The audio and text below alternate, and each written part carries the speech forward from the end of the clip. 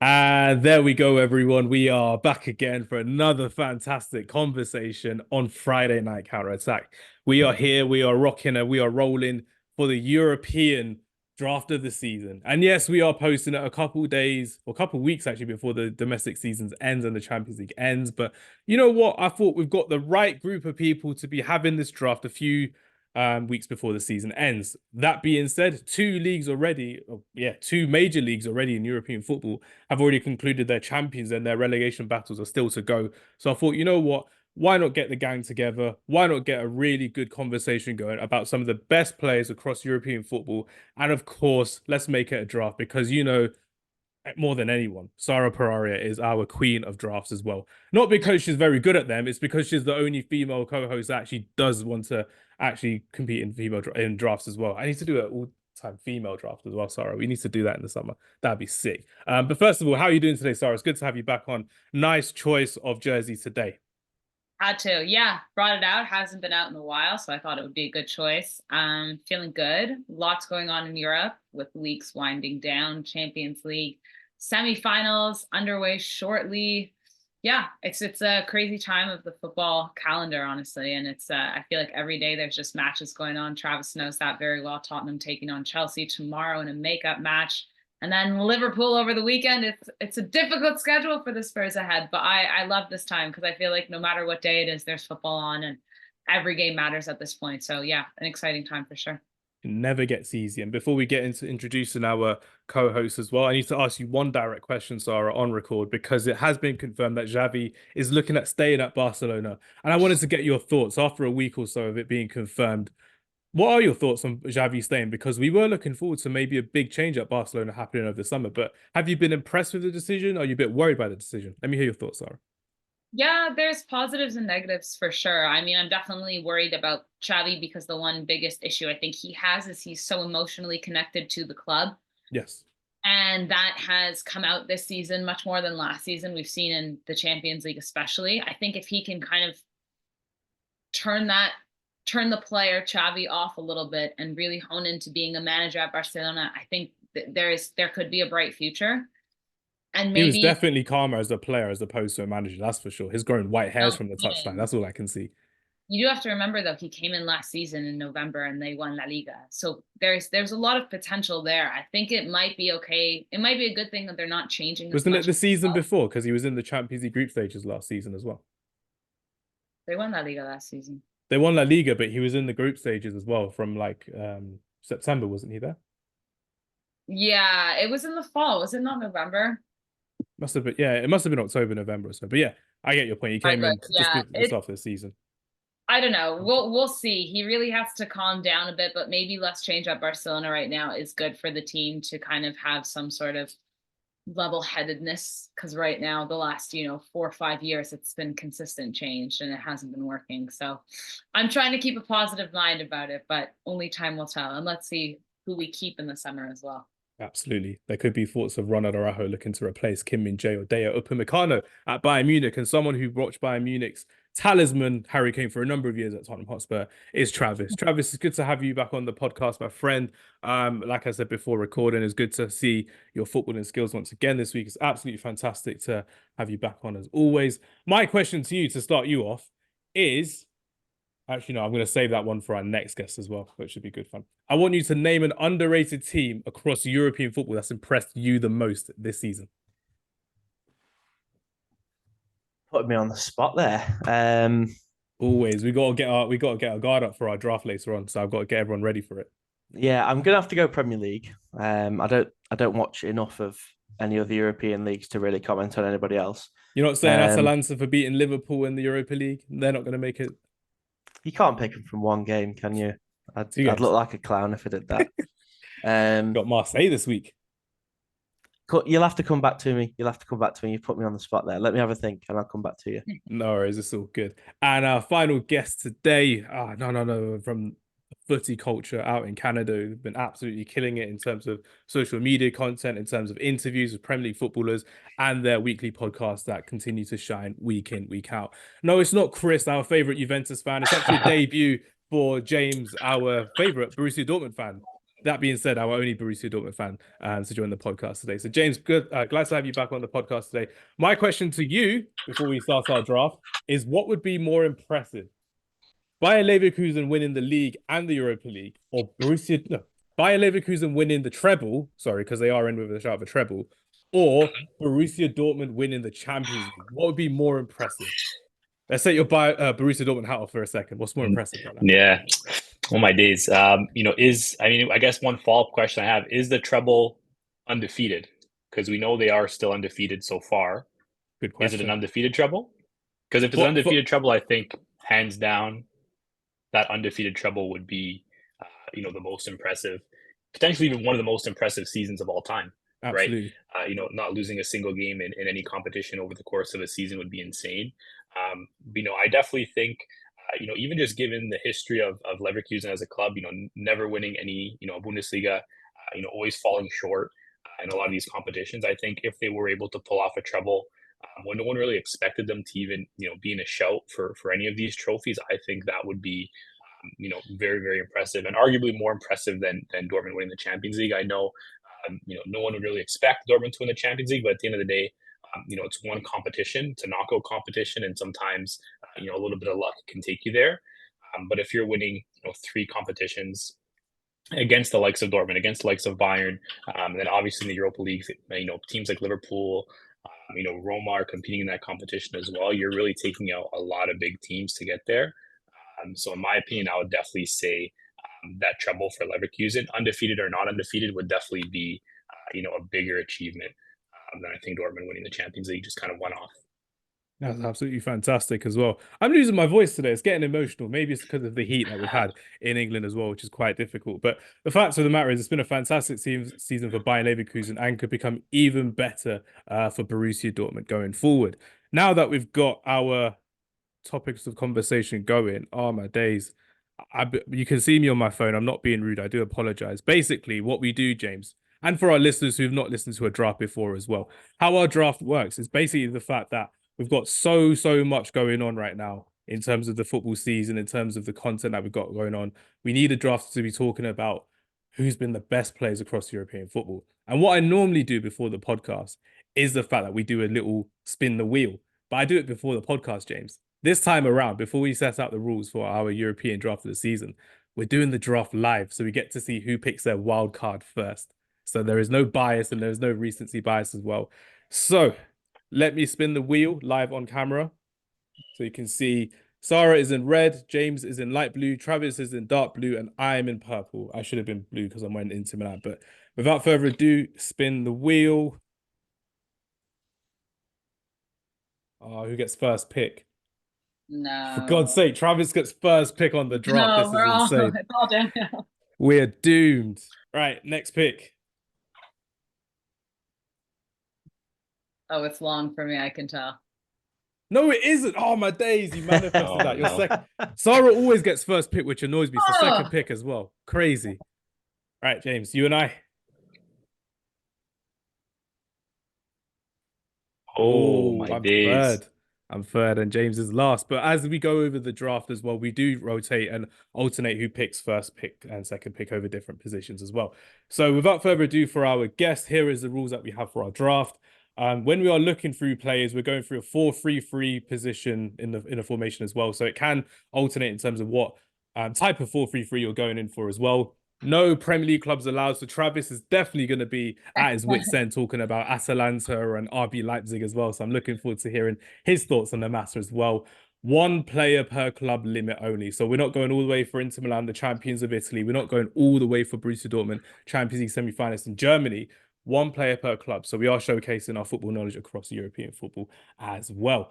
And if there is a dubious pick for a player that may be out of position as well, the committee all have to agree or get a... No, it's not all agree, is it, Sara? It's a majority vote that we normally do as well. So the majority vote wins, which would be good fun indeed. And we've had some dubious picks along the way, James. So I'm making sure, without further ado, we are going to have a fun topic of conversation as well. Have you ever done a draft like this before, James?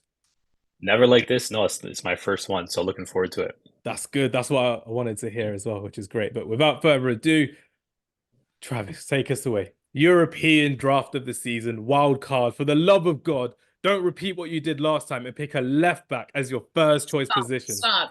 Don't do this. Luke Shaw didn't even play. Luke Shaw barely played for Man United this season as well, so that was a bad choice for you in the Champions League. I stand by that decision. I stand by it. I think that there's only one man, Hary Kane. Has to be my wild card pick. God, no. Go on. There's no one more qualified to talk about Hary Kane this season and over the last previous seasons than you, Travis. Fire away. Why has he been literally the bee's knees across European football? He's been a superstar for Bayern Munich, a revelation in the world's game as well. And he scored in one of his biggest games of his career yesterday against Real Madrid. What's made Hary Kane so special? What's made Hary Kane so special in this Bayern Munich team that's been less than special this season? It's like he's gone to Bayern Munich and he's taken the rest of the Tottenham team with him, because the curse of Tottenham. Literally just watching him at Bayern Munich is like watching him at Tottenham, where the team's underperforming this season and he is the one constantly stepping up, scoring the important goals and just getting them through matches at times. Look, it really, really hurts me to watch him play for a different team. It's horrible. I can't even tell you what it feels like. But I'll be watching the remaining Champions League games now, essentially as a Bayern Munich fan. I'm so desperate to see him lift that trophy at the end of the season. I know it basically means nothing for us because obviously it's not a Tottenham trophy, but you're proud of your local boy at the end of the day. Exactly. And to see one of our greatest ever players lift what's probably the most prestigious trophy in football, perhaps other than the World Cup, it would be fun. Would be nice to see. But yeah, he's my number one pick all day long. Nicely done. Nicely done. If I can ask everyone to type in their players that they choose into the chat as well over the conversation, so we have it all remembered, and text me afterwards as well, then we can make these into graphics and let our social media follow and decide. James, you're not allowed to do this because you've got so much more followers than we have as well, so I know that you'll be rigging this election as happens across the world in other different elections as well. Sara, you are second in this draft. Again, I feel like this wheel just loves you for some reason, but by all means, who is your first pick in the draft at the European team of the draft season? End of season draft, I should say. I think I would be silly to not take this player. Is there a player you picked already in a draft before? In a draft before? Yeah, have you picked this person? So, actually, do you know what? I don't think so, because I remember I made a silly mistake once taking a different player from this person's team in the back, and then we had a draft without this one player. I know exactly who you're talking about. I shouldn't have reminded you of this. I'm so sorry. I should have. No. It was already in there, but I think I have to go for Kylian Mbappé. The best player in world football right now, I'd say. I mean, Messi's still playing, but that's crazy. But for me, this guy is a big game player. He can put an entire team on his back. We've seen him do it to Argentina. There's no doubt that he has everything: pace, agility, technique, and he's still only 24. So I have no issue taking him. Where am I going to put him is the question, but I think he has to go on the left, where he kind of tends to flourish a bit more, and this leaves me to take a striker from another team. So I'm going to take Kylian Mbappe and put him as my left winger. Nicely done. Great choice there as well. Right, now it's my turn, and I'm going to go for a player who, because I've never picked him and I've not been able to pick him, I'm going to pick him in the team because he's had an outstanding season this time in the La Liga season as well. First time in Spain. Left Borussia Dortmund last season after losing the league on the last day of the season to Jamal Musiala's goal against Cologne, I think it was as well. Jude Bellingham, welcome to the draft, my friend. Plain and simple, get yourself in there. That is my Real Madrid pick done. You can shout all you want at Hary Kane, but Hary Kane's still scoring in the Champions League semi-final. It's quite funny seeing Bellingham trying to have that dog in him against Hary Kane. It's like, nah, Hary Kane could demote you to the bench in the England team, my friend. Don't do that to him at all, which is great. But Jude Bellingham, Jude Bellingham makes it into my team as well, which is great. And now I've got 3 choices up front to choose from, which would be good fun indeed. James, you're following the draft of how we're going on so far. Players we have picked, you can't pick any more, and positions are open to you for this round as well. So where are you going for your first pick, my friend? Yeah, cool. I think, some proper players already taken off the board here for me. But I'm thinking I'm going to, stick with kind of that theme of a midfielder, and I'm going to pop in Florian Wirtz in my midfield. proper player this season. You know, I think he has the most goal contributions of any player kind of under 21 in Europe. Obviously, potential to win that treble and really kind of leading that Leverkusen team this season. So happy to have him in my squad. Fantastic. Nicely done with Florian Wirtz as well. Star boy is absolutely shining in the Bundesliga, Europa League, and the DFB Pokal as well. Right then. Actually, no, we're not going to change. We're not going to keep the same. Yeah, we're not, because it's not going to be fair at all. James, first choice goalkeeper. Where are you going with this one? All right, let me just have a look here. Goalkeeper. There's been, you know, a lot of keepers that have been pretty solid this season. I got to keep in mind, obviously, the club limit as well. Absolutely. And I think with that being said, really for me, I think there might only even be one choice here.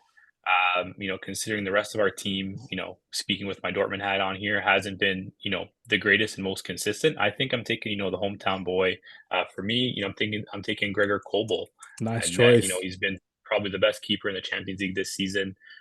You know, one of the only reasons why we're probably still in the competition. So I think I have no problem slotting him in between the sticks for my team. Absolutely. He was a man of match against PSV Eindhoven as well in a game where I thought PSV should have won that game as well, but it wasn't the case. And Gregor Kobel, like James said, kept them in the tie, which is great. All right then, Travis, first choice goalkeeper. Where are you going with this one? First choice goalkeeper. I'm going to go for. I think I'm going to go for Ter Stegen. Marc-Andre Ter Stegen. That's your Barcelona pick. You sure Yeah, about that? Let him have it. That now you know it's a bad decision when the Barcelona fans are like, yeah, he's got Barcelona out the way. It's crazy. I know that getting the Barcelona pick out of the way so early is perhaps unwise, but he's my favourite Barcelona player for sure. Because you model your game on him, of course. I should have known. Exactly. He models his game off me. You mean that's what it's you true. mean. It's true. Those long balls don't just come out of nowhere. He has to watch you every day on a Wednesday. It's great. I just really like him. I think that you know, if not for him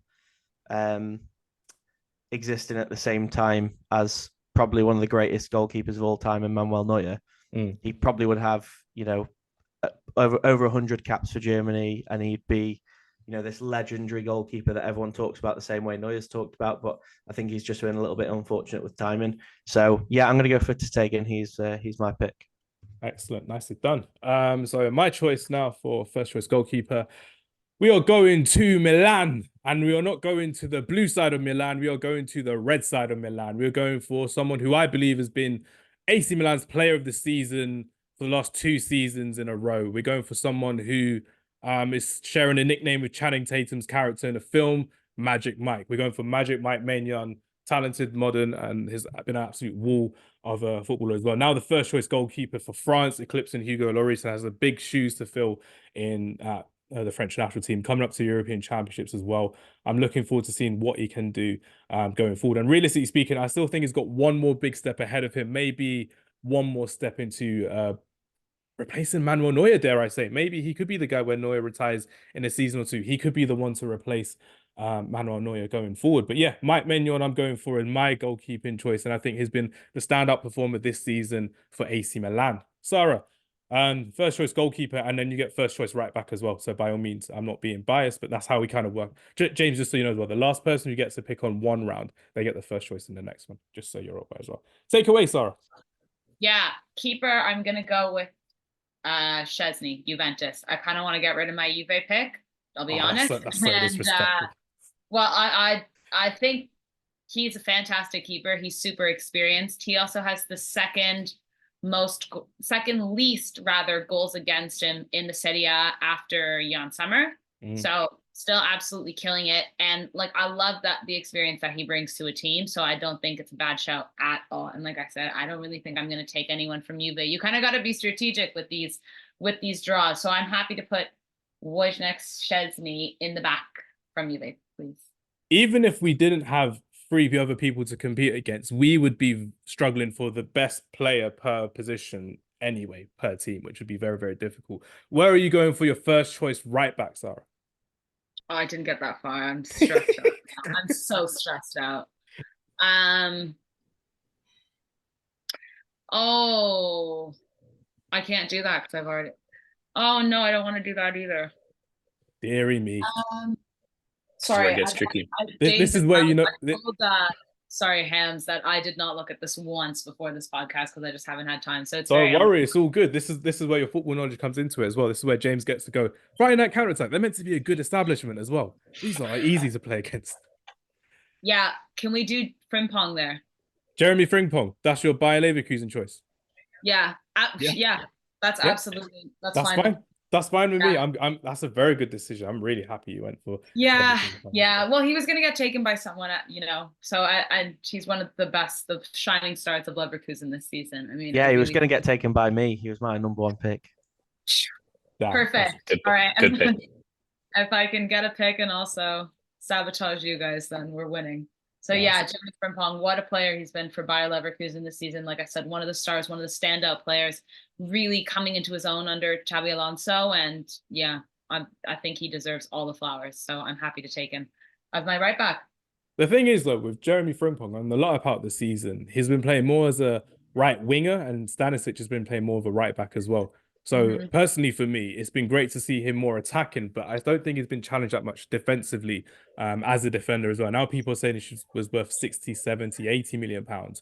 But I think there still needs to be a lot of talk about how he goes defensively as well, because he's been supported by a back three, a very defensive midfield as well. So he's great attacking wise, but I think that will be a question for next season when they're in the Champions League as well, if Jeremie Frimpong stays at Bayer Leverkusen as well. But fantastic pick nevertheless as well for someone who could potentially be a treble winner for Bayer Leverkusen.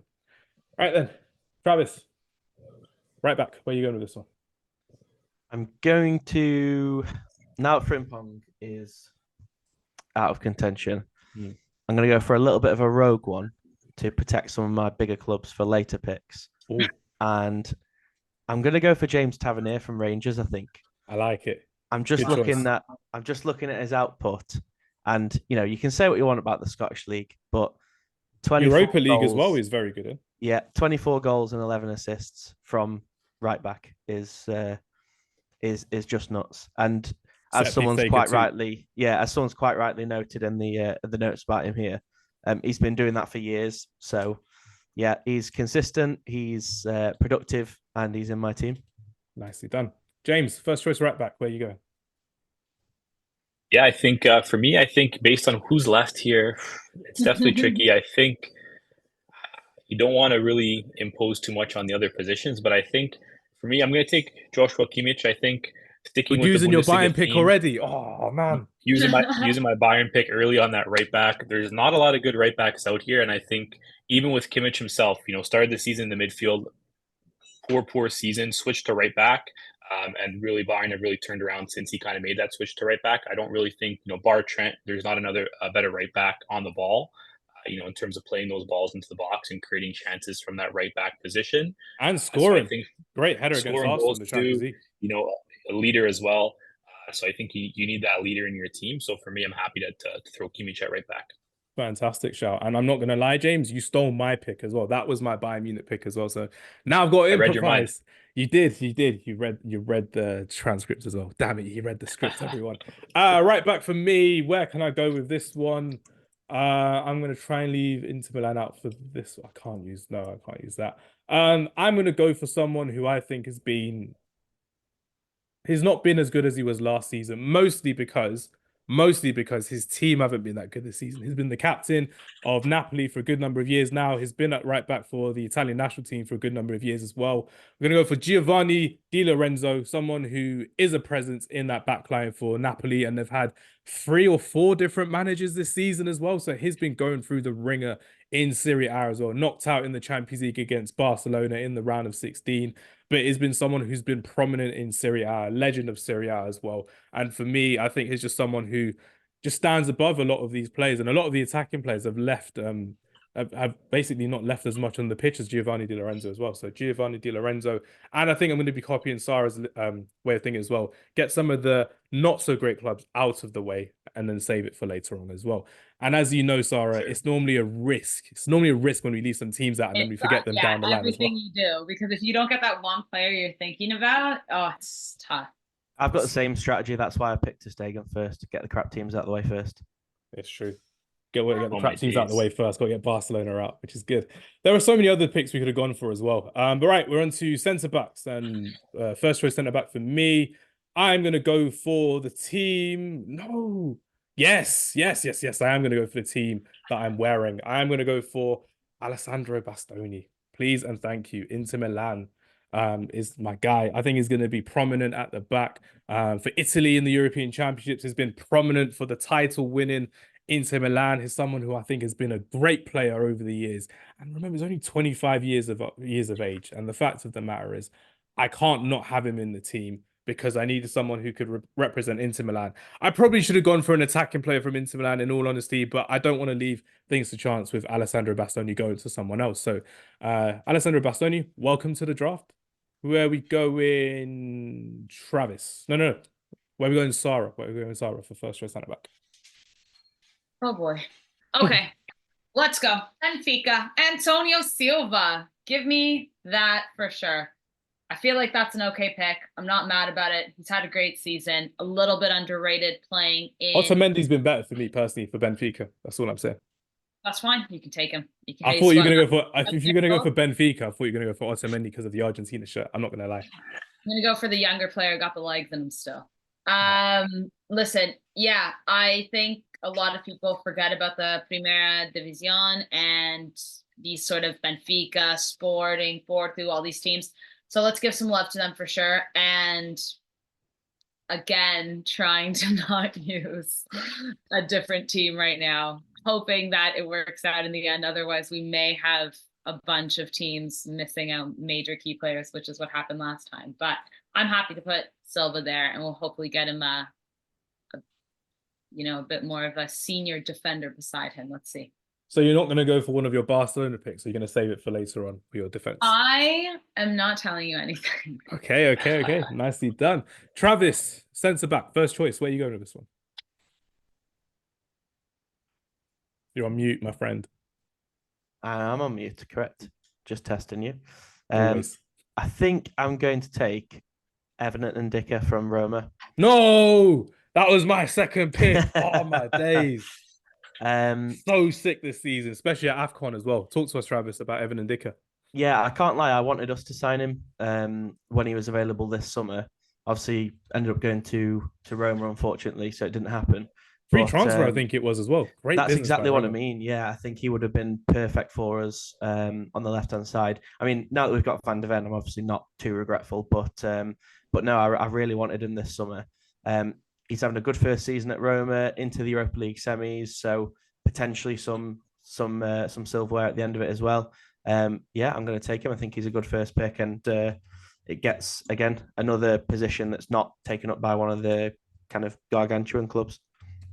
Yeah, they're in the semi-finals of the Europa League as well, so they could be going for European silverware again, going to the final again.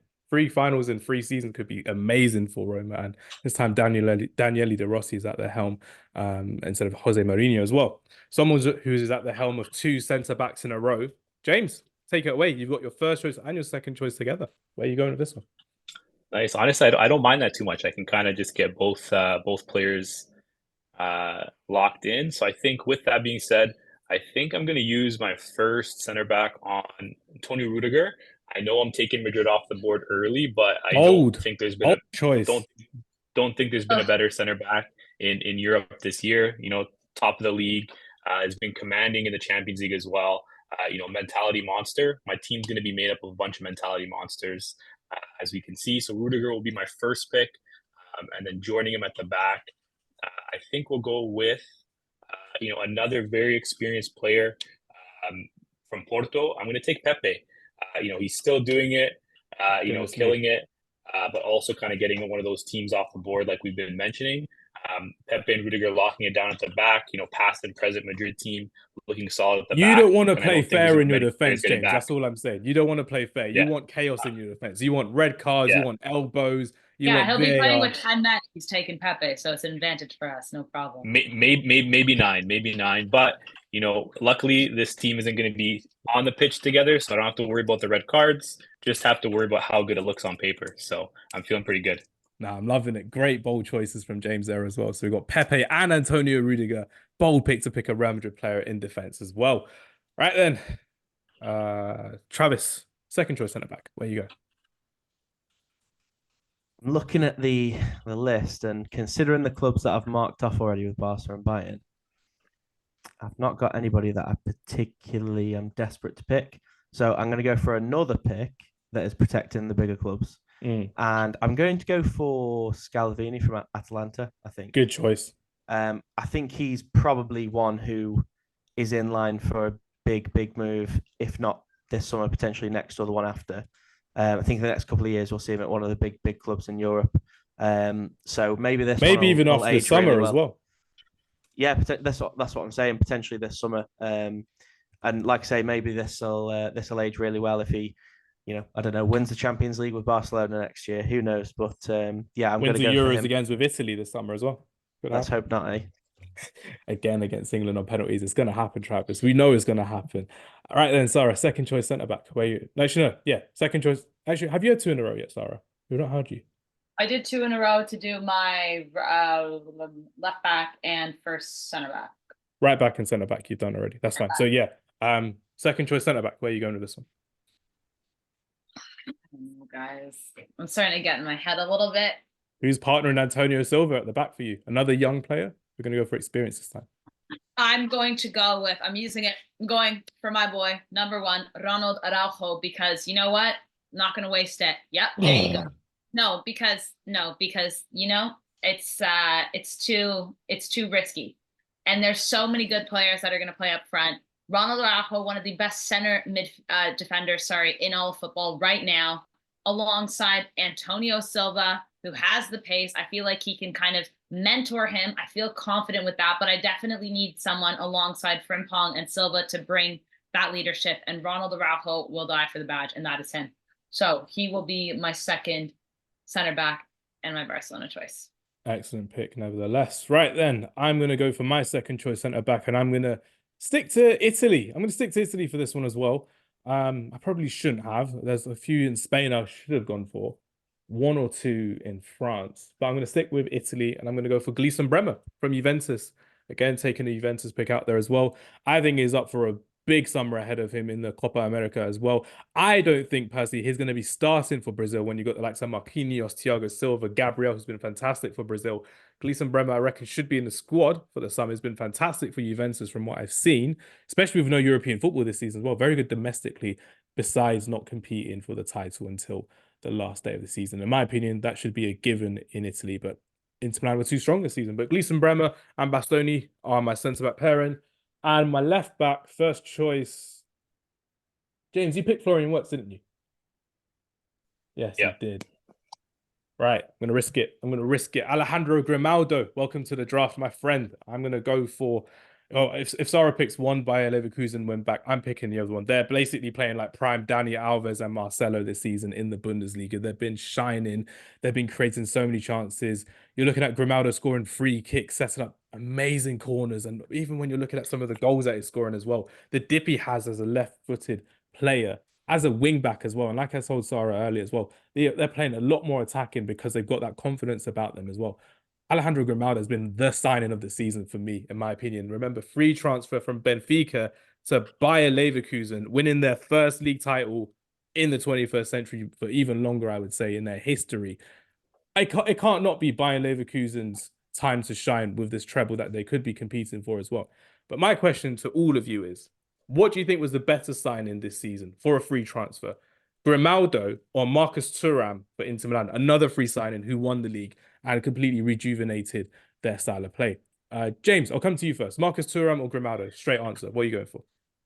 Yeah, I think, if I can pick one, I'd probably pick Grimaldo. I think obviously he's been impacting from left wing back, which is obviously very, very impressive, the amount of goals he's been able to score and contribute from that position. And I think a lot of that style of play that Leverkusen is able to benefit from comes from those wing backs, right? So I think him being in that position allows Xabi Alonso to play how he wants to play. Thuram, don't get me wrong, has been absolutely lights out for Inter as well. But I think, you can probably pick another handful of strikers that can do the same job as Thuram has been doing. We saw it last season with Lukaku, pretty much did the same job as Thuram. So I definitely think Dzeko as well. Dzeko as well. Definitely think maybe he's a little bit more replaceable. I think you can't really name too many wing backs that can do what Grimaldo's doing. at least that are available. So I think for that reason, I'll say Grimaldo's probably been the better free transfer so far. So far, nicely done. Sarah, Travis, agree or disagree with James's thoughts? Agree. Totally agree. Yeah, I've not even got anything to add to that. Yeah, absolutely agree. Well put, James. Took the words out their mouth as well. All right then, James, first choice left back. Where are you going with this one? Left back, let me have a look here. I think I'll go with my first and only Milan player here. I'm going to go for Theo Hernández as my left back. Don't really think there's too many other players from Milan that maybe you want to take other than maybe Rafa Leao, but I'm okay with kind of compromising that to shore up the back line with Theo Hernández. So that'll be my choice at left back. Excellent. First choice pick for France in the World Cup after an injury to his brother, Lucas Hernandez, and now is going to be the first choice for France in the upcoming European Championships as well. Travis, first choice left back. Where are you going with this one? I'm thinking... It's not as vast as right backs, is it, Travis? When you're looking at the list, no, the list of European left backs, isn't too deep at the moment, is it? Also, because you picked some big teams as well so far. Yeah, I'm going to go for Dimarco. I think from Inter Milan pick as well. Yeah, I'm not too big of a fan of any other Inter players that I could pick. I would love to have picked Lautaro, but obviously he plays where Kane does, so he's off the cards. Tactical. Yeah, I'm going to go for Dimarco, I think. Nicely done. And Sarah, just before you talk to us about your centre midfielder, just tell us your left back and tell us why you picked your left back as well. I'm just thinking, because before I use potentially a big pick, I want to just confirm something, because I'm trying not to use a certain team right now. Actually, is everyone done with the defenders? Am I the last one? You're the last one for left back, yeah. Okay. Oh, you know what? I don't know. Hold on a second. In the meantime, while Sarah thinks, let's have a quick start bench sell. Start bench sell. We're going to go for Federico Dimarco. We're going to go for Theo Hernández, and we're going to go for Alejandro Grimaldo. So Travis, I'm going to come to you first as well. We've picked some amazing players in this draft already, and so has James as well. We've all picked one of these players, but who has been the best left back in European football outside of the Premier League for you this season? Feel compelled to say start Dimarco since I've just picked him. But truth be told, I would have picked Grimaldo if he wasn't already picked. I've loved him for a while. He was a bit of a legend for me on FIFA a few years ago.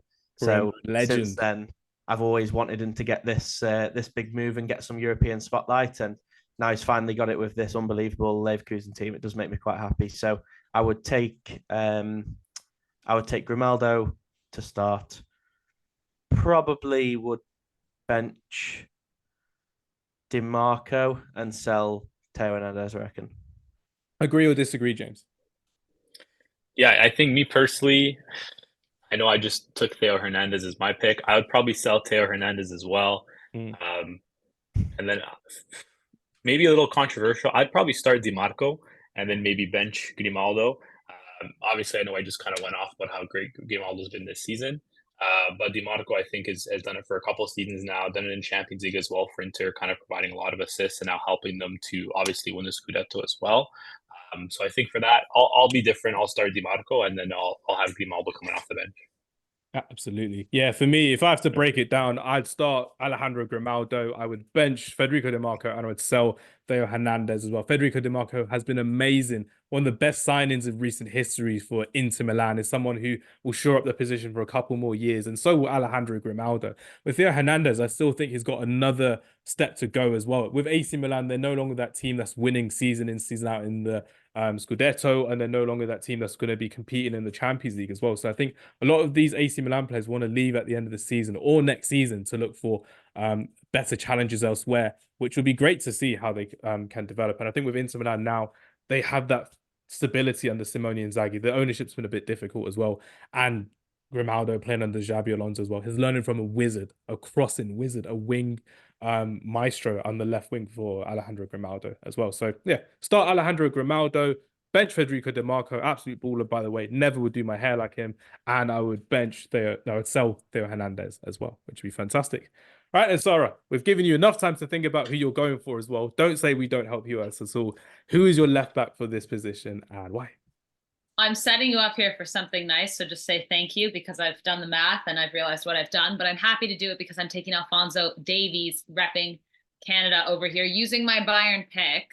And Frimpong and Davies, best of luck. The pace on both of those sides, absolutely never getting past them. I feel like I know some people were trying not to use their bigger teams for especially the left back position. Travis was saying it's a bit of a weaker position in terms of the players there, but Alphonso Davies is arguably one of the best, if not the best, left backs in the world right now. So I disagree.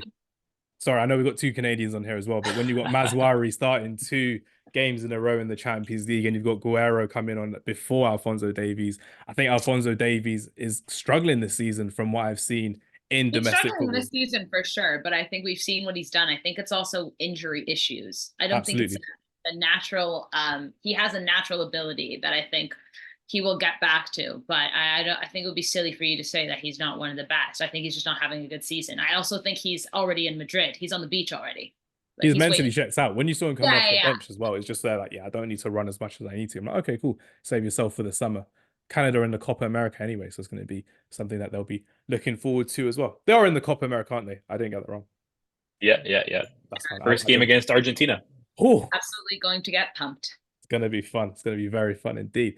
That's everyone's left backs done. Our defenses are looking good. We picked some great teams nevertheless as well. And like I said, Sarah, as well, by all means, first choice centre midfielder. You can design your 4-3-3 however you need to.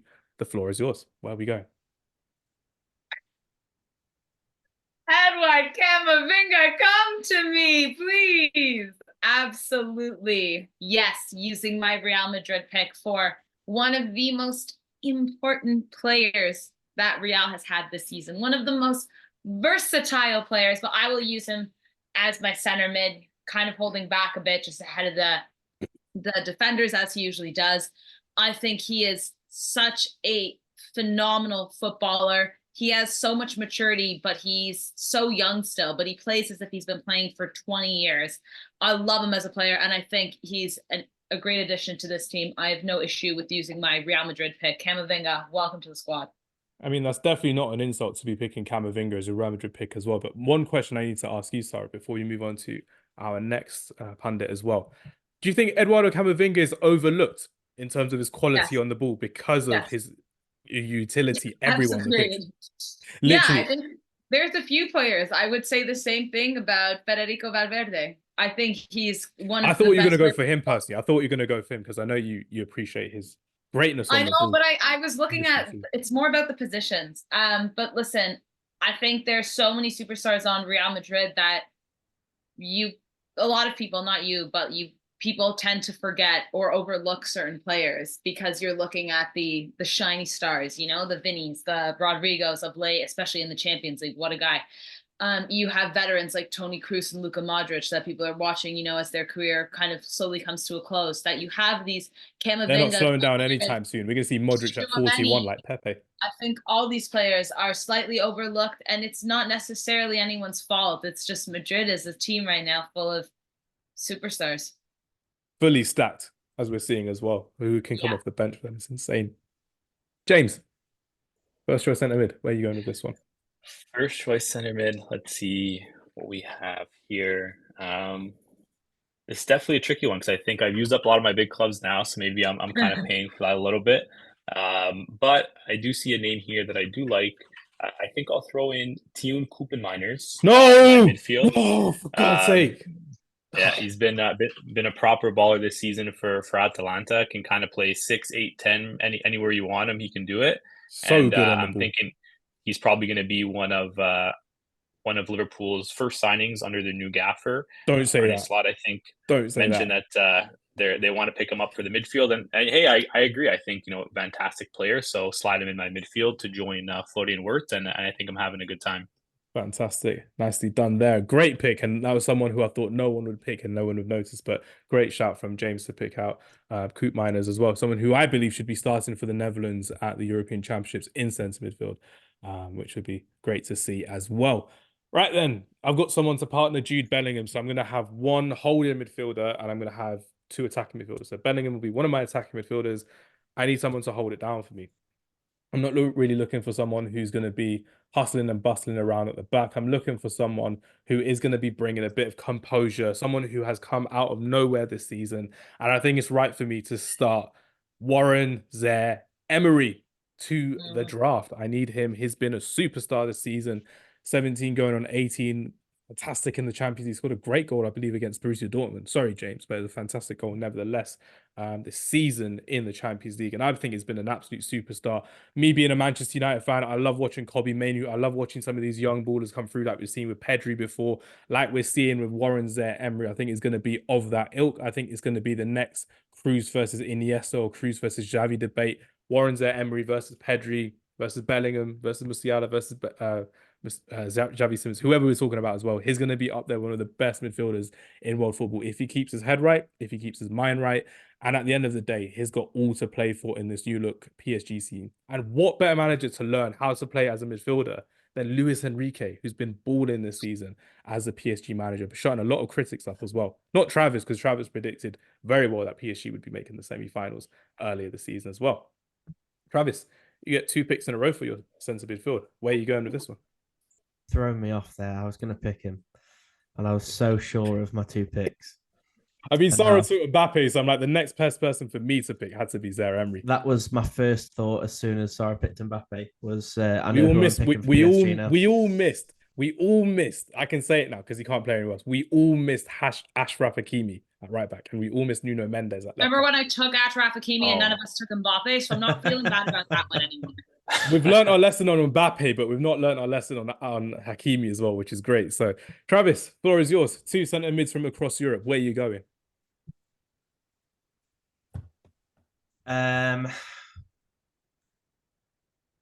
It's really tough now. One of them, controversial. I'm a Tottenham boy through and through, so I didn't think you'd ever hear me pick this guy. Oh, I know who you're going for. No, you're not going for him. You're not going for him, are you? We've got the recording ready. We've got witnesses. Well, you're not going for who I think you're going. Flip it up. I'm going for Granit Xhaka. Oh my days. That's humility right there. Wearing a Spurs shirt, choosing Granit Xhaka. First season after he leaves Arsenal to become a commanding presence in that midfield, replacing Demir Bey, who went to Galatasaray. Fantastic player, scoring goals when he needs to score from outside the box as well. Commanding presence across Xabi Alonso's midfield. Absolute general and someone to watch out for Switzerland, as we always say with Granit Xhaka as well. Do you think it's finally fulfilling his potential at Bayer Leverkusen, Travis? Or do you think it's just because it's the Bundesliga, he's not getting as much recognition as expected? I think it's probably a little bit of both. What I would say is I think he probably fulfilled his potential a couple of years ago. He had that moment at Arsenal, didn't he, where he walked off the pitch and threw his shirt on the ground and cupped his ears at the fans and whatever it was. And I thought after that, I was like, yeah, we'll never see him play an Arsenal shirt again. And the revival he had at Arsenal after that was unbelievable, to the point where he was one of the best players and most important players in their recent title challenge last season.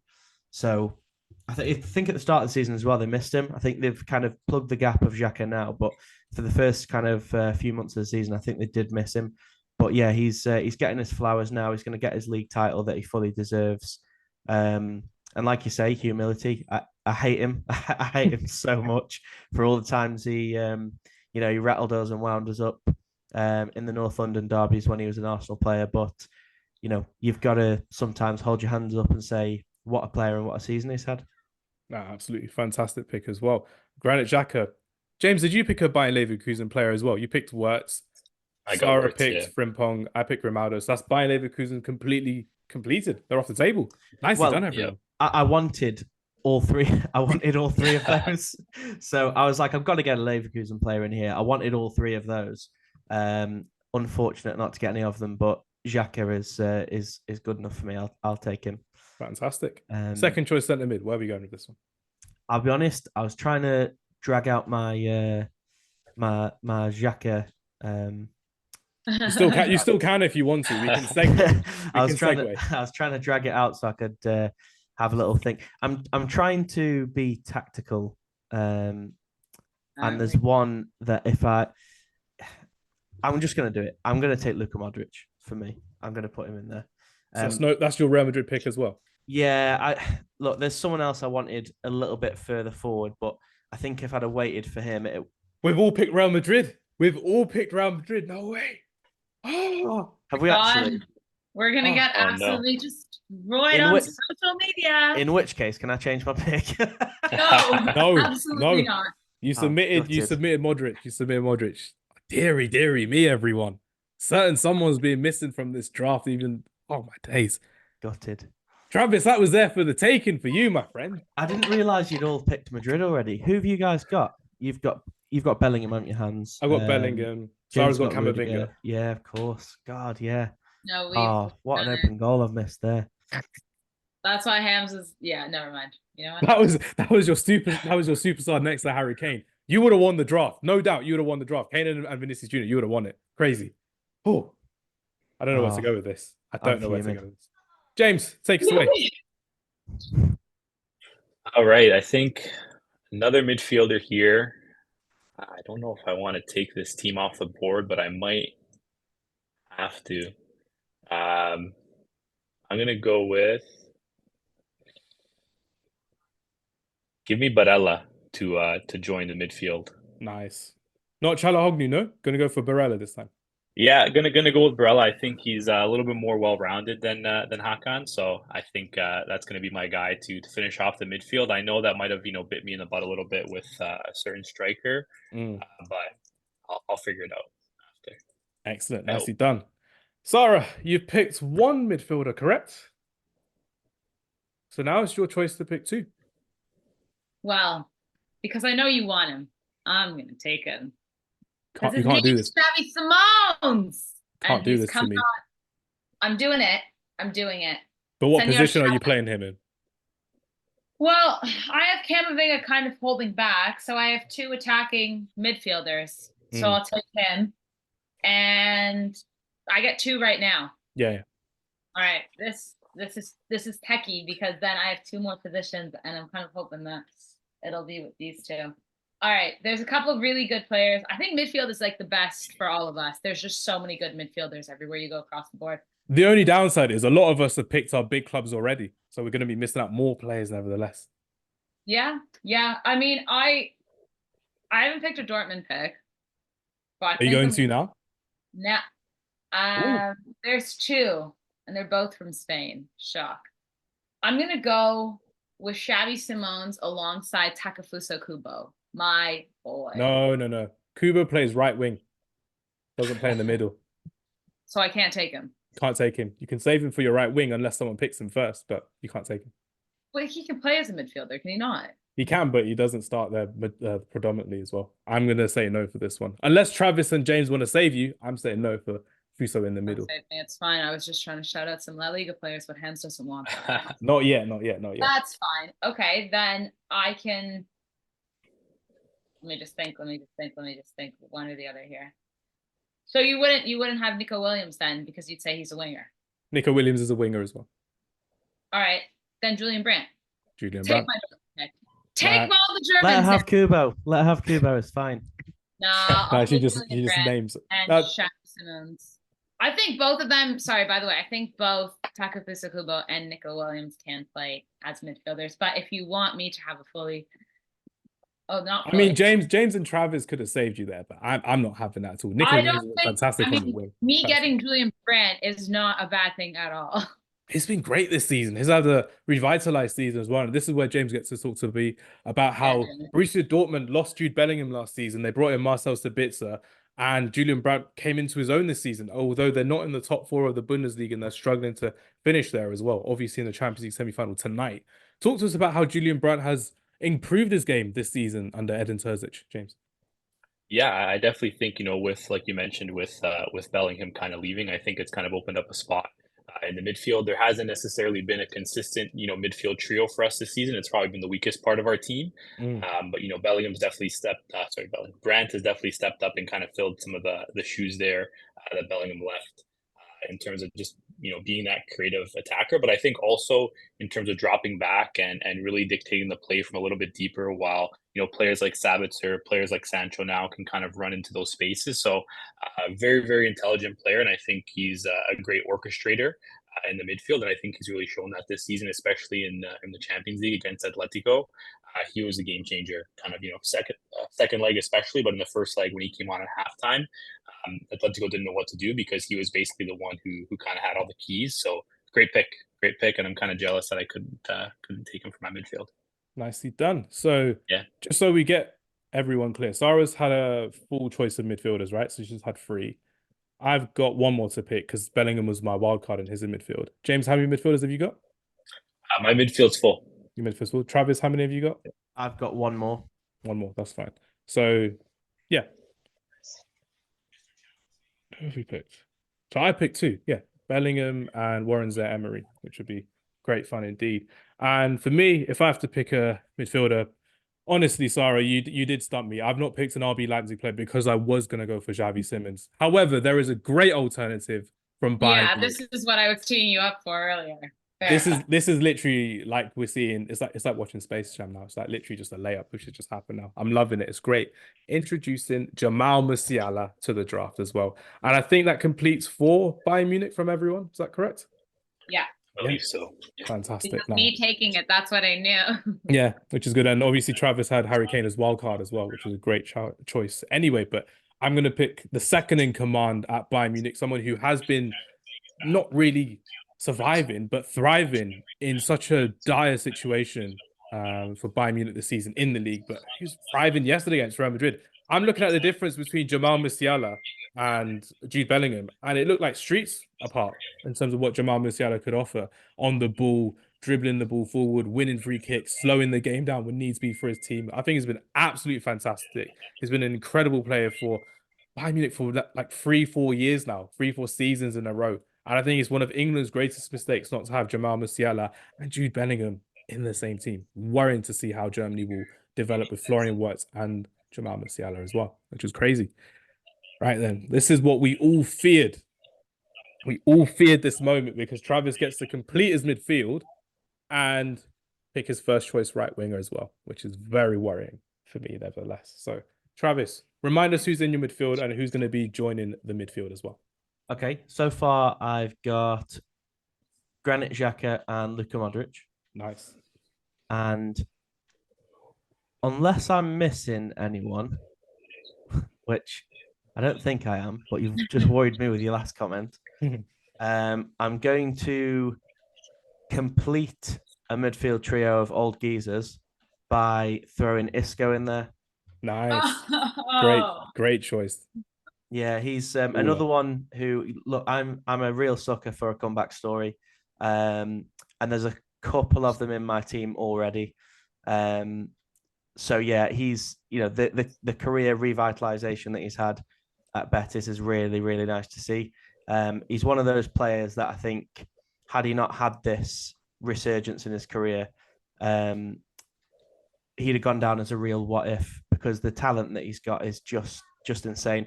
And I think he's another one who was just a victim of time, really. When he came through as a Madrid player, they just had an unbelievably stacked team, and it didn't really matter how good you were. If you weren't an absolutely elite player, you weren't going to shine or make your mark in that team. So yeah, it's good to see what Isco's been able to do at Betis, and he goes straight into my team. I mean, he did start 2 Champions League finals in a row under Zinedine Zidane, and he won both of them. So he had his moments there, but it wasn't a longevity thing for Isco. It was a short but great time as opposed to a long but durable time at Real Madrid as well. And for me, after seeing him at Seville, then going to Real Betis, Sarah, just from your perspective as well, what kind of move had that been for Isco? Because he didn't really shine in that fourth. That's what that is. No, I'm talking about the tactical switch as well. Actually, when you're talking about the rivalry as well with Seville, it's almost on par with El Clasico, which is incredible. El Gran Derby is, it's bad. People get stabbed. It's crazy to see what goes on there in Seville. Such a beautiful place where they filmed Star Wars: Attack of the Clones. Yes, I've been doing my research. But now, in terms of the tactical battle as well, because he was playing in wide on a 4-4-2 for Sevilla, and he wasn't getting into the free positions that he deserved and he he earned in a way with the career that he had, and he was playing out of position. But then Manuel Pellegrini at Real Betis this season has gone, you know what, play where you need to play because we can still get the best out of you. And Real Betis at the start of the season, we were getting so gassed about them. We were purring over how fantastic they were playing and how Isco got 7 goals and 4 assists this season as well. What was that like from your perspective following La Liga as well, from Seville at Isco to Isco at Real Betis? Yeah, I mean, it's always nice to see a player playing under more freedom and having the ability just to like use that space instead of kind of being confined. And we saw what Isco was capable of at Real Madrid. And then he's kind of able to do that again at Betis. Not to mention he left Sevilla at the best time possible because Sevilla has just been crumbling for the last few years, barely being able to stay up in La Liga, which is incredible to think that, you know, how many years ago were they competing in the top 4, competing in Europe, and now the team has really, really crumbled. So it was tactical. It was in all senses of the word there for him to move to Betis. Absolutely great insight there from Sara as well. Right then, this is where we'll have to remind one another who's picked who from which team, just so we know who we've got available as well. So without further ado, Travis, because you've got Hary Kane as your wild card, you will go last on the striker, but you're going first on your right wing as well. So who's going to be partnering Hary Kane on the right-hand side for you in your front three? I can only apologize, Sara. I'm taking No, Kubo. don't. Wait a minute. That was my pick. That was my only Sociedad pick as well, for God's sake. Yeah, I'm taking Kubo. God's sake. The idea for me of Kane dropping deep and spraying balls into him into the channel on the right hand side. God damn. That's a scary thought. And I think he's another one. I said the same thing about Scalvini earlier, but I think he's another one that it's only a matter of time before he gets a huge move. I know you love him, Hamza, so I'm sorry to take him away from you and Sara. I'm not sorry, actually. Feels good. I really enjoy it. Good. Own yeah, it. He's going Own it, Travis. Own it. You've got Kubo and Kane up front as well. Now you're going to watch the rest of us squirm for wingers now as well. Because, James, who was your wild card again? Remind us. Mine was Wirtz in the midfield, so I have to pick 3 forwards still. That's fine. I've got to pick 3 forwards as well. We're in the same boat. And Sara, your wild card, who did you go for? Kylian Mbappé. And you're happy with him on the left-hand side. Is that correct? Please just punch. That's fine. That means we've all got right wingers to choose and strikers to choose in the meantime. James, go ahead. Right winger, where you go? Right winger. I got a couple names here that I'm looking at. Question. I see here. Can I play Griezmann right wing? No. You can. I'll allow it unless Travis wants to veto it and say no. He plays right back normally. Yeah. See, Travis, that's who I thought you were taking, and then he said Kubo, and I was like, "Don't worry, that was my choice. Griezmann and Kubo were my choices." So James, by all means, my friend, if you want to put Antoine Griezmann in and tell us a bit about him this season. No, I think we're cooked, Sara. Sara, we're cooked. That's all I'm saying. We're cooked in the right wing. I have Kylian Mbappe. I've never been cooked in my life. Right wing. We're cooked. We have no one to choose from. Go ahead, James. There's a lot of good options. I think still right wing, but no, I think Griezmann's still been doing his thing this season. I think obviously it's hard for him to shine a lot of times under Simeone because they obviously play quite defensive. But usually when they do something, it's because of Griezmann. He kind of has that moment of magic in him. So I think, for me, he's been still a fantastic player, and I'm sure France will be a problem this summer in the Euros, as we all know. But I think Griezmann will be the key man in that team. As much as we want to say Mbappe, I think Griezmann really is the key for that France team to be successful. Fantastic as well. He was incredible. Probably since the 2014 World Cup, he's been a talisman in that French team. And you're looking at how he's going to be going to Germany in the summer. It's going to be incredible to see what is going to be happening there for Antoine Griezmann. Right then, right winger for me. I think I've not picked this team. I don't believe I picked this team. Correct me if I'm wrong if I've not picked a Barcelona player yet. Don't believe I have. No, but... No, I haven't. I didn't pick Koundé, did I? No, I didn't. No. Right then, Lamine Yamal, welcome to the draft, my friend. Right winger for me.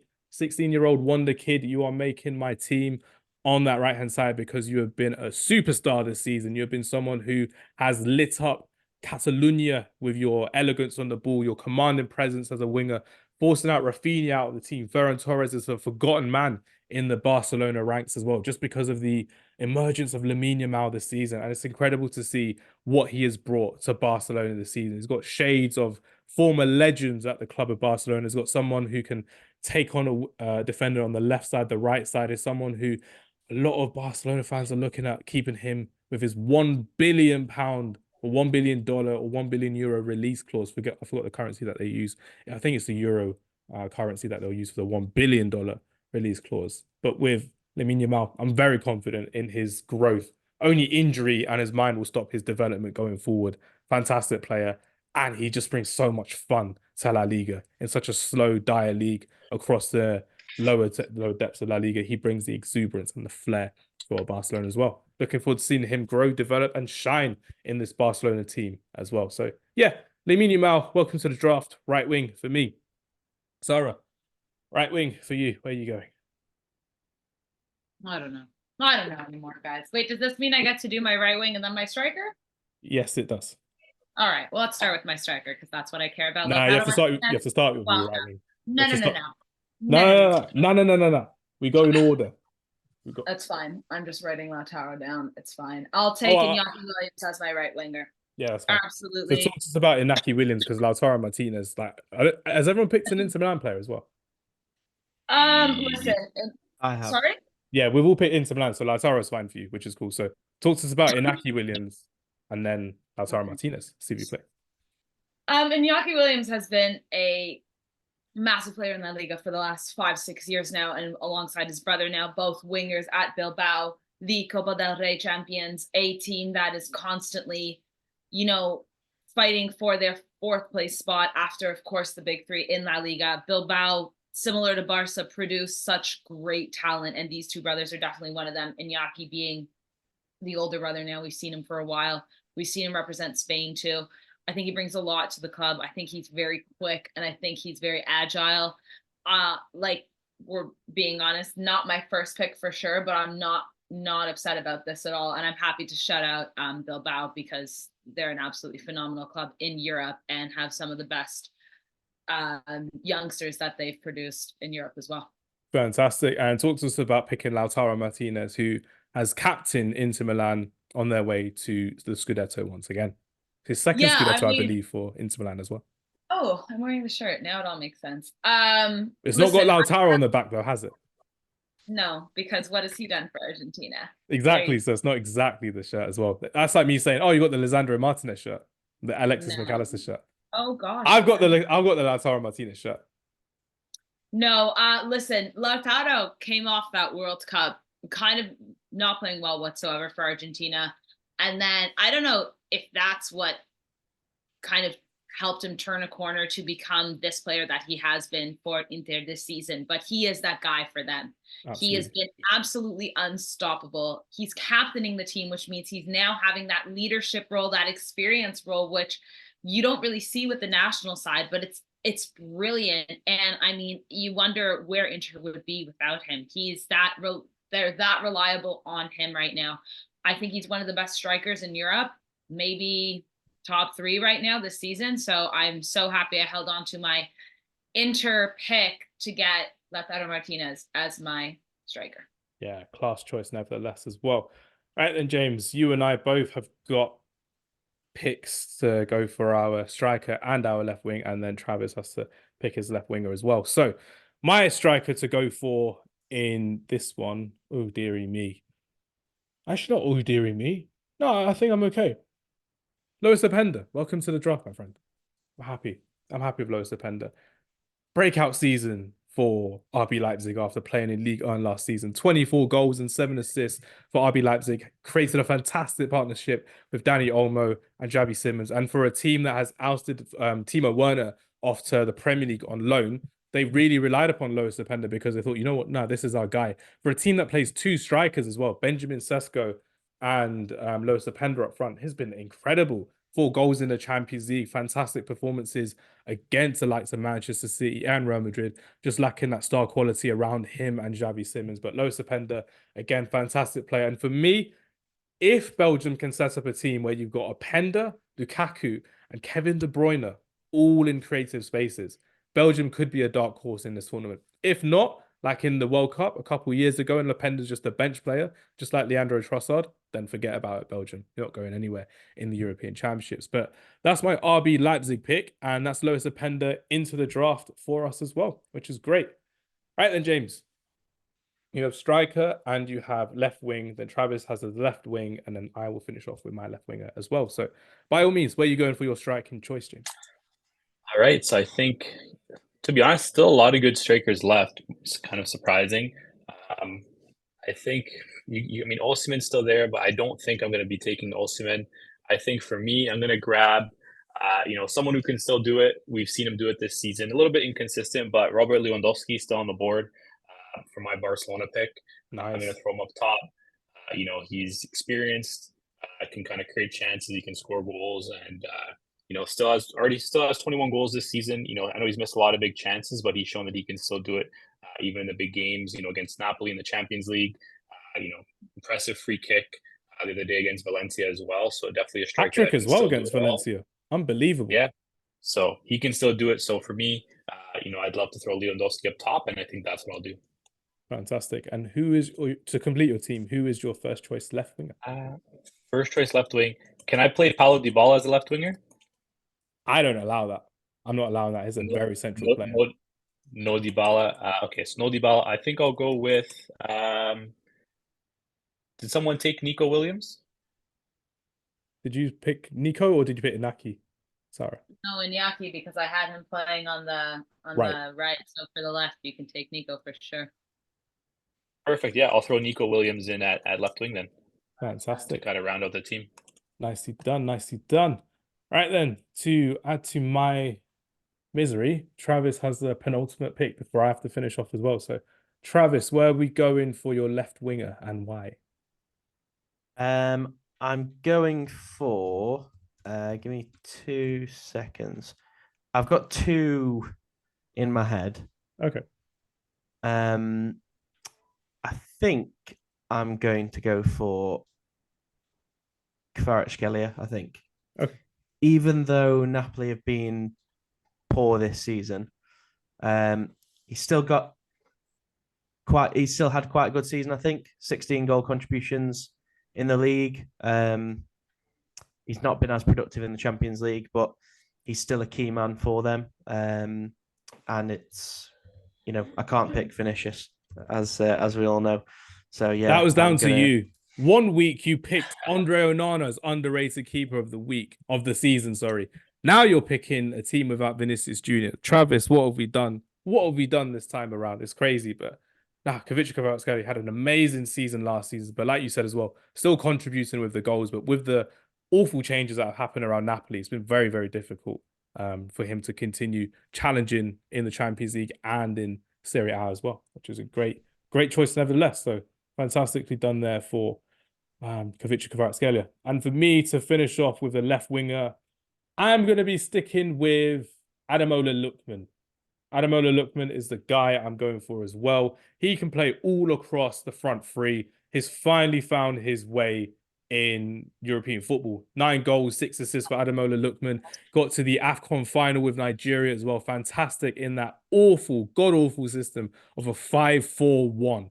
We were laughing about it in January and February when you got Nigeria playing with just Osimhen up front, 5 defenders and 4 midfielders all over the gap, which was absolutely incredible. But Ademola Lookman, Atalanta have been fantastic this season as well. Gasperini did a masterclass at Anfield to defeat Jurgen Klopp and to end Jurgen Klopp's time in European football with Liverpool. They are taking on Marseille this week and next week in the Europa League. And I think they have a real good chance of winning the Europa League, even, dare I say, against Bayer Leverkusen, who are unbeaten this season, because the way that they've been playing football this season, Charles de Keselare, you're looking at Scamacca, who's gone back to his best, which is great to see him back in Italy. And of course, you're looking at Ademola Lookman. That's a real front three of real talent across as well. And I think that's why I was a good bit happy why James picked Koopmeiners as well in his midfield, because he has been fantastic to watch and to appreciate this season as well. One thing to watch and appreciate this season is our draft. Before we talk about our teams, everyone, who did we miss? What big names did we miss? And I'm not talking about big names who haven't played good. I'm talking about big names that have played bad as well. Someone like Victor Osimhen, we completely forgot about. as well, which is Vini incredible. Jr., Rodrigo, Federico Valverde, anyone on Madrid? Pedri, big name. Yeah. Young. Victor Gundogan, Boniface. Okay. Victor Boniface. Sorry, True James. Mania as well. Alejandro Balde, Joao Cancelo, actually. The whole Barca team. The whole Barca team. Dybala, obviously we couldn't pick him because not picking him as a winger as well. Leroy Sané. Leroy Sané.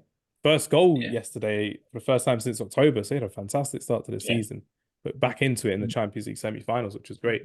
One player that I wanted to shout out and talk a bit more about as well is Victor Gyökeres from Sporting Lisbon. Now, I know a lot of us, maybe all of us, don't watch Primeira Liga, as Sara was mentioning earlier as well. The fact that the Portuguese league isn't looked at as one of the most glamorous leagues to watch in terms of entertainment, but it is in terms of nurturing talent. And for someone who was at Coventry City last season to then go to make a big money move to Sporting Lisbon, and now they're leading in the Primeira Liga. Victor Gyökeres, 31 goals this season, 26 in the Portuguese league and 5 in the Europa League for Sporting Lisbon. Top scorer, as you can imagine, in Portugal, after playing one season previously in the Championship as well for Coventry City. There's going to be a big bidding war for someone like him in the summer as well. And then you're looking over in the Eredivisie, you're looking at someone like Santiago Jimenez for Feyenoord as well. And James alluded it to earlier that Arne Slot may be looking to shop in the Eredivisie to get a couple of plays. Maybe going for Santiago Jimenez as well. Cheeky 30, 40 million pound bid would go a long way for the teams such as Feyenoord as well. So it's a great conversation to be having for some of these players who didn't make the team. And whilst everyone types up their team, I made something a bit earlier as well. So I thought, let's make a team of the best players outside of Spain, Germany, and Italy. You can agree or disagree. I just came up with this one as well. So in goal, I'm going to go for Joe Hart from Celtic. Right back, I was going to go for James Tavernier, Antonio Silva, Pepe, and Hartman from Feyenoord as well. So 3 of those players have been picked already. So great job, everyone. Youssoufa Fofana from Monaco, Karim Dembélé from Galatasaray, and Fred from Fenerbahce as well. Then on the right wing, I would have gone for Johan Bakayoko. In the middle, Victor Gyökeres, and left, of course, Kylian Mbappe from PSG. So a lot of talent is out there in the lesser-known leagues of Europe as well.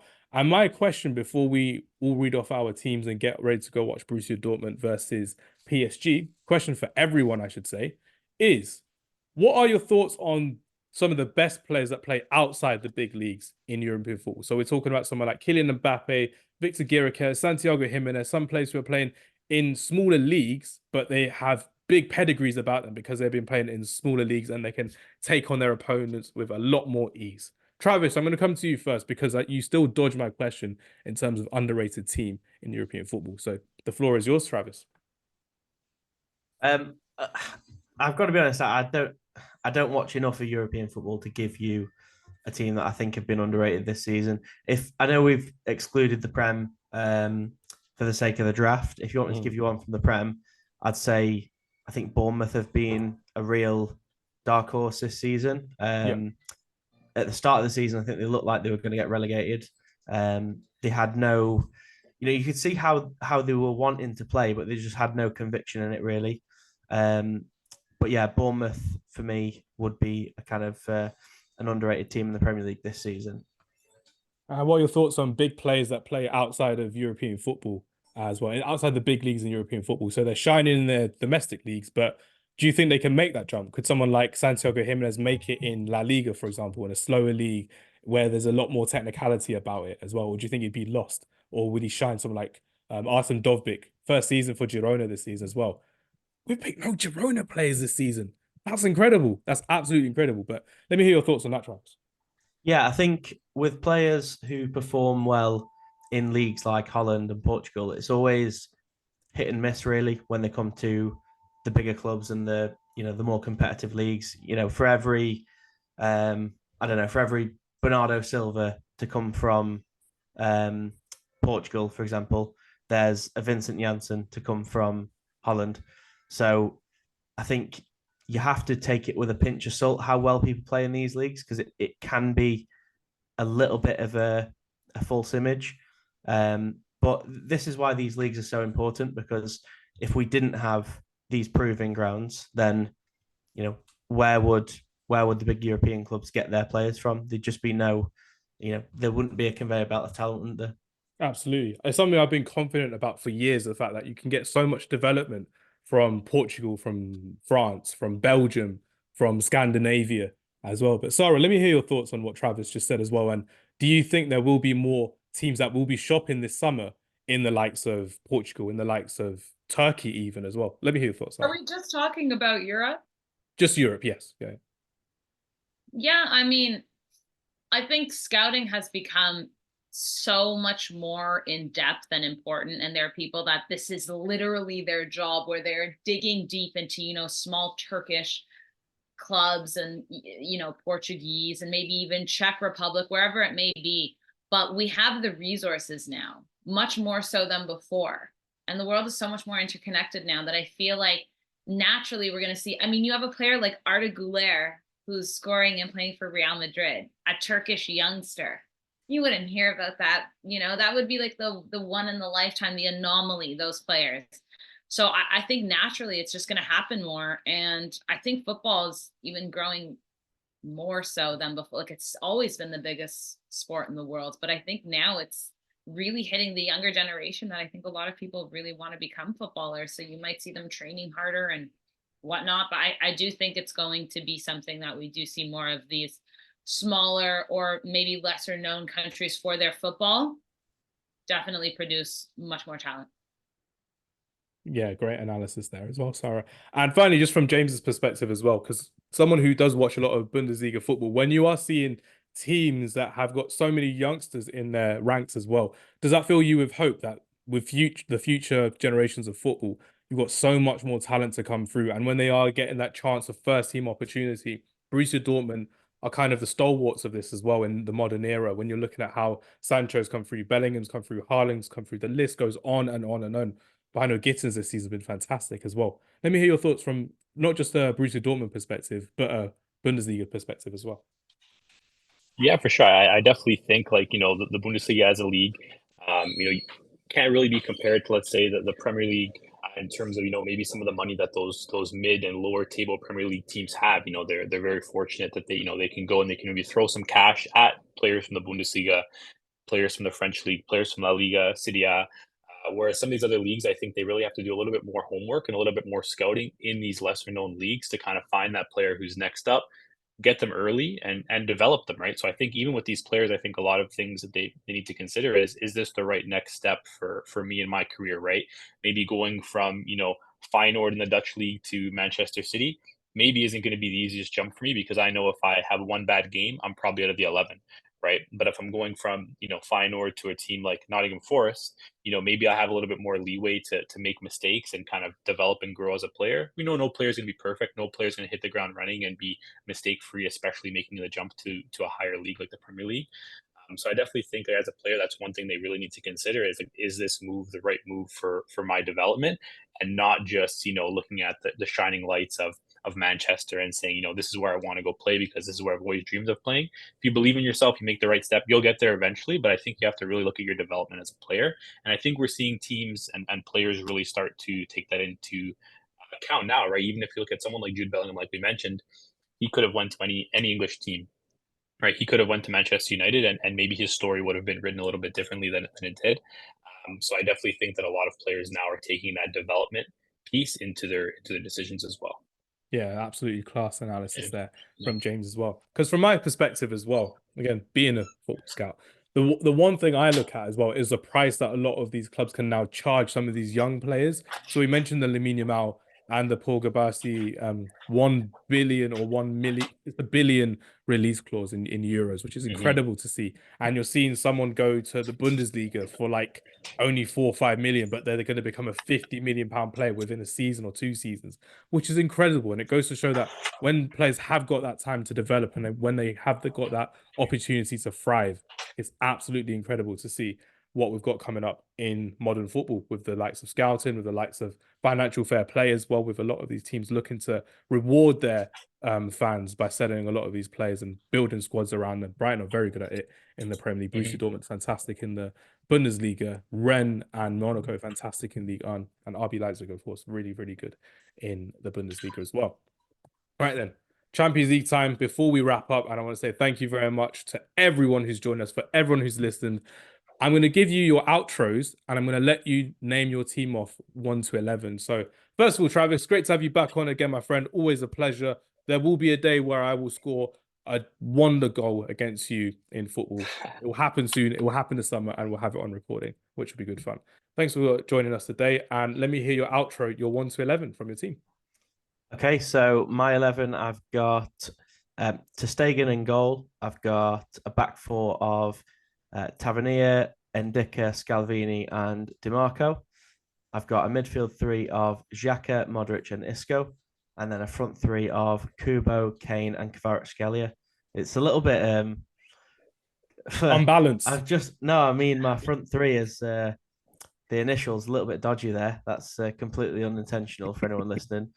But yeah, I've got the KKK up front. So, why did you have to mention it, man? Come on. There was no need for you to say, oh my God, the KKK as your strike force. You'll have to bleep that one out. No, I'm keeping it in. I'm going to clip it. I'm going to post it. And there'll be hashtags against your name. You get in the front of it, which is awful. Oh, my days. Why did you have to end it like that? Well, controversial outro, to say the least. But you got the KKK up front. We have to admit it, which is a big thing. Sara, as always, pleasure as always to have you on the podcast. Great work all across the season. This will be a very, very difficult draft to see who wins. But without further ado, let me hear your 1 to 11. You're on mute, my friend. Sorry. Don't worry, you were testing us. It's all good. I have Szczęsny from Juve in between the sticks. I have Jeremie Frimpong, right back, Bayer Leverkusen shout, António Silva, Benfica, Ronald Araujo, my Barca pick, and Alphonso Davies, repping Bayern Munich. I have Camavinga from Real Madrid as my center mid, with Xavi Simons from Leipzig and Julian Brandt from Dortmund up front ahead of him, and Kylian Mbappe, my PSG pick, as a left winger to give me Lautaro Martinez from Inter as my striker and Iñaki Williams of Bilbao as my right winger. Absolutely fearsome once again in the draft as well. James, thank you very much for your time as always. Great to see what the Footy Culture are doing. Inspiring stuff as always. Fire away. You're 1 to 11. Yeah, Hams. Thanks again for having me on. It was a pleasure. It was a real blast, kind of going through this draft with you. Not too difficult, right? You have the ball knowledge, don't you, James? You knew what you were talking about today. Yeah, I tried my best to try to show well for the Footy Culture. But yeah, I think no doubt. Kind of naming off the team here: goalkeeper Gregor Kobel from Dortmund, right back Kimmich from Bayern, center backs I had Pepe from Porto as well as Rudiger from Real Madrid. Left back, Theo Hernández from AC Milan. Moving into the midfield, kind of holding, I had Koopmeiners from Atalanta, Barella kind of playing that box-to-box role from Inter Milan, and then Florian Wirtz kind of linking the play from Leverkusen. And then up top, I had an all-La Liga front three. I had Nico Williams from Bilbao left wing, Lewandowski, striker from Barcelona, and then right wing, I had Antoine Griezmann from Atletico Madrid. So yeah, feeling pretty good about that team. If you had to name that team would be called Breaking Ankles. And I'm not just talking about skilling people up. I'm talking about actually breaking ankles at the back and skilling people at the front. Incredible lineup that you've got, nevertheless, as well. Just to round off my team as well, I'm going to go for Mike Maignan at the back, a back four of Giovanni Di Lorenzo, Gleison Bremer, Alessandro Bastoni, and Alejandro Grimaldo, a midfield three. All of them must be young enough to be Luka Modric's son, Travis. When you're looking at Jobe Bellingham, Jamal Musiala, and Warren Zaire-Emery holding it down in the middle of the park as well. Then my front three, which will probably take reservation to your KKK, Travis, I should say, with Lamine Yamal, Lois Opened, and Ademola Lookman as my front three as well. They'll be kicking racism out of football, I assure you, as well, which is good fun indeed. Before I wrap up, I do have to say, everyone, thank you very much for your time. Pleasure, as always, from my side as well. Great to have so many different football perspectives on this conversation. Everyone, thank you very much for listening. Do take care, and we will see you next week. Goodbye.